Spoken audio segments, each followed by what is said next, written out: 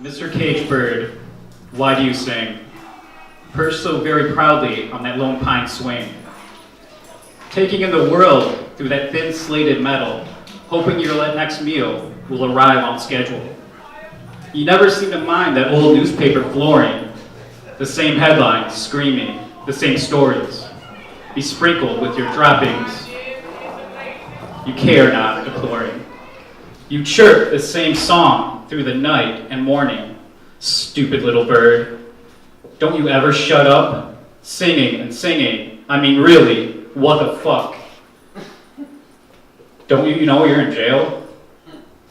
When was the last time you got some Polly? And why are you so jolly? Not that it's important, but understand what I mean. 3 hots and a cot. Was that really your dream? Are you really satisfied with living in that cage? A winged groundhog, reliving the same day? Come on, little bird. You've got to wake up. That man with the keys doesn't give a motherfuck. The system is designed to make you comfortable,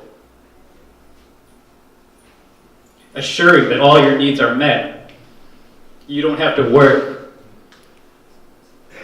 Then before you know it, you've become complacent and dependent, and when they let you out of jail, you'll neglect your life commitment. There's no recidivism when there's rehabilitation. Keep that in mind during your next visitation. Little boys and girls with 3-hour fathers, and it's normal to them. Doesn't that make you bothered? You've got to want or for you and yours. Unblock the potential hidden behind the mind's door. Don't let the cage dictate what you can and cannot be. Life is what you make it, even on plan C. When all is said and done, think of what you'll leave behind. Don't be that little bird that never learned to fly.